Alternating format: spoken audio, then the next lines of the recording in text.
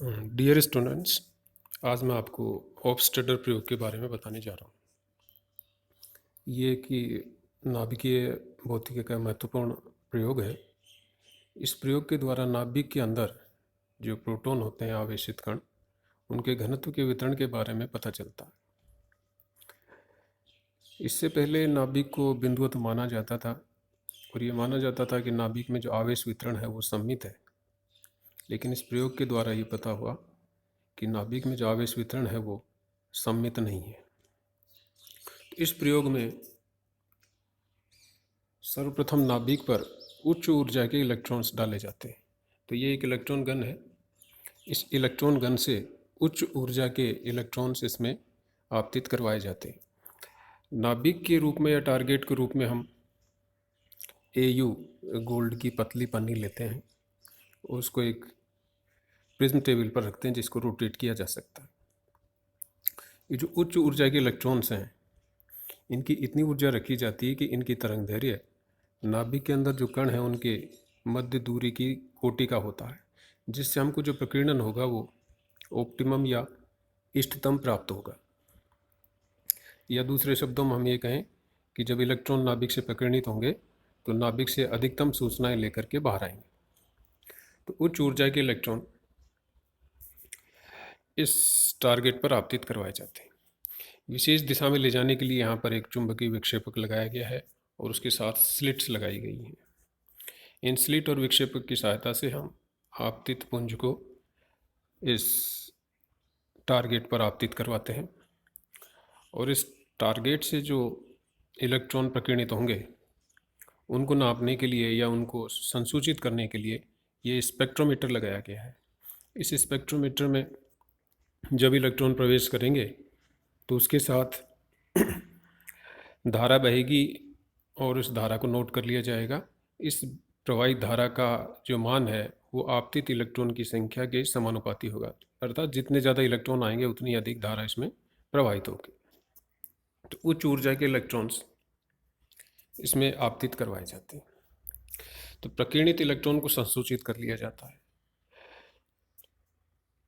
इस टारगेट को prism table पर भिन्न भिन्न दिशाओं में घुमाया जा सकता है, या ये जो संसूचक है इसको भिन्न भिन्न दिशाओं में ले जा करके प्रकीर्णित इलेक्ट्रॉन की संख्या ज्ञात कर ली जाती है, या जो भी पाठ्यांक हम धारा या आवेश या संख्या जो भी नोट करना चाहें, या इस प्रयोग में जो भी इस उपकरण में जो भी इसकी क्षमता है, कैपेबिलिटी है, उस हिसाब से इसमें नोट करके इस संसूचक द्वारा नापी गई इलेक्ट्रॉन की धारा या इलेक्ट्रॉन की संख्या और दिशा, अलग अलग दिशा पर पाठ्यांक लेते हैं। तो इलेक्ट्रॉन की संख्या और दिशा के मध्य ग्राफ खींचा जाता है। ग्राफ दो अन्य राशियों में भी खींचा जा सकता है, जैसे इलेक्ट्रॉन की अगर संसूचक ऊर्जा नाप सकता है तो ऊर्जा और दिशा, या ऊर्जा और अक्ष पर दूरी। दो राशियाँ और ले सकते हैं कि जैसे दिशा और अनुप्रस्थ काट, cross section, scattering cross section, इन दोनों में ग्राफ खींचा जाता है।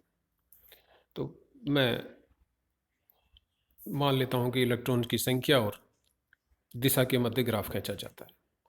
तो इलेक्ट्रॉन की संख्या और इलेक्ट्रॉन की दिशा के मध्य ग्राफ खींचा गया। तो इस प्रयोग में ये किया गया था। तो ये जो ग्राफ खींचा गया, ये ग्राफ इस तरह है। ये ग्राफ ले लिया हमने और ये ग्राफ आया, ये ग्राफ आया। तो ये जो ग्राफ है ये बताता है कि नाभिक में आवेश का वितरण नियत नहीं है, कांस्टेंट नहीं है, अर्थात ये नाभिक के आवेश का जो वितरण है यहाँ जा कर के कम होता है। तो नाभिक की परिधि से पहले आवेश का कम होना शुरू हो जाता है और नाभिक की परिधि पर जा कर के शून्य हो जाता है। तो ये सैद्धांतिक ग्राफ था जो इस प्रयोग द्वारा खींचा गया था। अब जो समस्या ये थी कि ये जो सैद्धांतिक ग्राफ खींचा गया, ये सैद्धांतिक ग्राफ, ये जो प्रायोगिक ग्राफ खींचा गया, ये प्रायोगिक ग्राफ उस समय तक जो भी सिद्धांत थे उनके आधार पर खींचे गए सैद्धांतिक ग्राफ से मेल नहीं खाता। जब सैद्धांतिक ग्राफ से मेल नहीं खाता, अब चूंकि प्रायोगिक रूप से किया गया है तो ये सत्य है, तो जब ये सैद्धांतिक ग्राफ से मेल नहीं खाता तो गणितीय रूप से हम ये लिखें कि नाभिक का जो आवेश है ZE, जेड उसमें प्रोटॉन की संख्या और एक प्रोटॉन का आवेश होता है ई। तो जेड ई कुल आवेश इक्वल टू इंटीग्रेशन करें नाभिक की सीमाओं के अंदर rho R into D V. Rho R उसका आवेश वितरण घनत्व है और डी वी उसका आयतन अल्फांश है। और स्फेरिकल कोऑर्डिनेट्स में लिखे हम तो d V equal to 4πr² d r.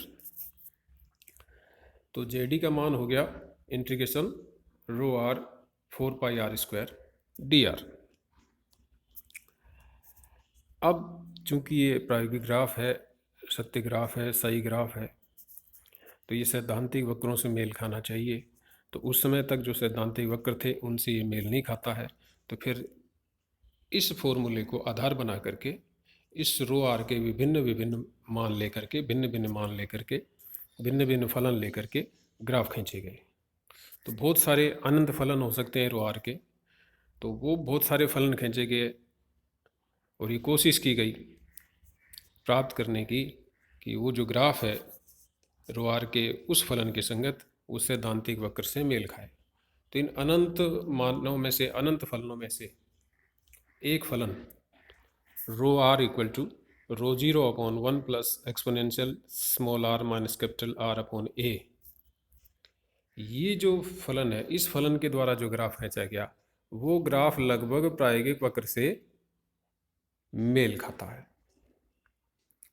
तो इस प्रकार ये जो फलन था इस फलन द्वारा खींचे गए ग्राफ प्रायोगिक वक्र से मेल खाया है।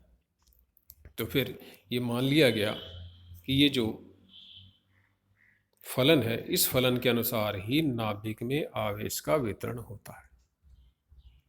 अर्थात rho R equal to rho 0/1 plus exponential small R minus capital R upon A के अनुसार ही नाभिक में आवेश का वितरण होता है। यहाँ पर स्मॉल आर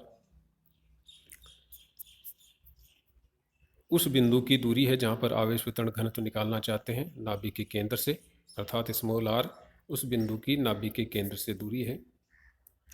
कैपिटल आर, ये कैपिटल आर नाभिक के केंद्र से वो दूरी है जहाँ पर आवेश वितरण का घनत्व 50% घट जाता है या 50% रह जाता है। स्मॉल ए एक नियतांक है जो नाभिक में दूरी बढ़ने के साथ आवेश घनत्व घटने की मात्रा प्रदर्शित करता है या उसके घटने की मात्रा से संबंधित एक नियतांक है।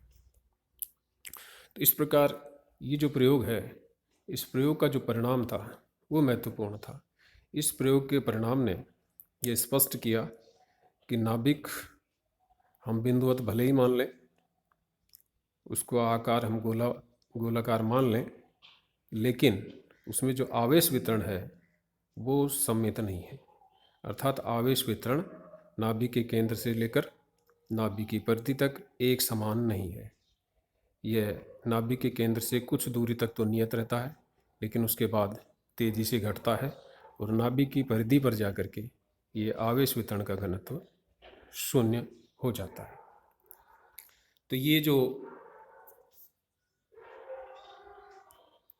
प्रयोग था, इस प्रयोग के द्वारा नाभिक के आवेश वितरण घनत्व को समझा है। धन्यवाद।